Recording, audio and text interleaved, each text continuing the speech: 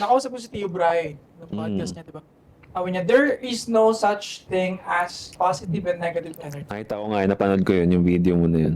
Depende sa isang tao kung anong gusto niyang tignan sa isang energy. Mm. Kung negative niya itong titignan, bahala siya. O ano? Kasi nga naman, kapag halimbawa nanakawan ka sa Quiapo, pwede mo siya tignan as, sobrang delikado, ganyan. Pwede mo siya tignan na positive na, next time kasi ganito dapat. Diba? Next time, be careful. Alisto. Basically kasi, ang buhay talaga, wala siyang ibig sabihin. Ito, wala dong ibig sabihin. Ooh. Oh, Alam yun dito papasok yung empathy natin sa mga tao na, halimbawa ko, kung paano ko i-navigate yung buhay ko, ganito ko siya tignan.